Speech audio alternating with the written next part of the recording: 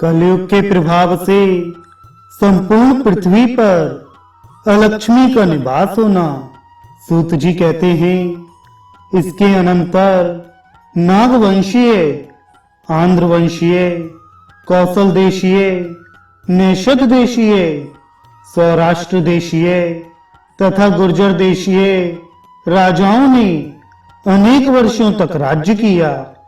गुर्जर देश में कली ने अभीरी के गर्भ से राहु नाम से सिंहिका के पुत्र रूप में जन्म ग्रहण किया। जैसे चंद्र को कष्ट देने वाला नभोमंडल में सिंहिका पुत्र राहु स्थित है, वैसे ही कली का अंशभूत देवताओं को कष्ट देने वाला आभीर का राहु नामक पुत्र उत्पन्न हुआ। इसके उत्पन्न होते ही पृथ्वी पर भयंकर भूकंप होने लगा। सभी विपरीत ग्रह भयंकर दुख उत्पन्न करने लगे। उसके भय से देवगण अपनी अपनी मूर्तियों प्रतिमाओं में से देवांश का परित्याग कर सुमेरु पर्वत के शिखर पर महेंद्र की शरण में चले गए। उन लोगों के कल्याण के लिए भगवान शक्र ने जगदम्बिका की स्तुति की। तब कन्या मूर्ति उस कल्याणकारी देवी ने देवताओं से कहा, देवगणों, मेरे दर्शन से आप लोग भूख प्यास से रहित हो जाएंगे। यह सुनकर देवगण प्रसन्न हुए।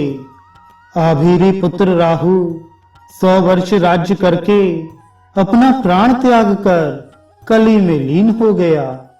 उसके वंश में 150 राजा हुए, जिन्होंने 10,000 वर्ष तक राज्य किया। उन्होंने नष्ट हुए महामत के मत का पुनः प्रचार किया। वे सभी मिलेच्छ हुए। उस समय कलयुग में न वेद अध्ययन था, न वर्ण व्यवस्था थी और न देवता ही थे। कोई भी मर्यादा नहीं थी। जो शेष ब्राह्मण थे वे अर्बुद शिखर पर रहने लगे और 12 वर्षों तक प्रयत्न पूर्वक देवताओं की आराधना करने लगे। फलतः अर्बुद शिखर से खड्ग और चरमधारी एक क्षत्रिय प्रादुर्भूत हुआ। उसका नाम हुआ अरबली।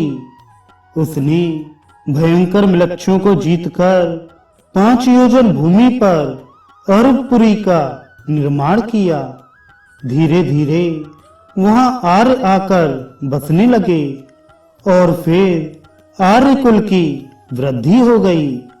अरबली ने 50 वर्षों तक राज्य किया। उसके वंश में 150 राजा हुए। 10,000 वर्ष के बाद मिलेच्छों के मित्र वर्ण संकरों ने मिलेच्छ कन्याओं के साथ विवाह किया। आर्य मार्ग अनुगामी नाम मात्र के रह गए। उस समय मलय देशस्थ 1 लाख मिलेच्छों का अर्बुदीर आर्यों के साथ भयंकर युद्ध हुआ। उसमें महाबलशाली मिलेच्छों ने विजय प्राप्त की। संपूर्ण भूमि मिलेच्छमयी हो गई और सर्वत्र अलक्ष्मी का निवास हो गया।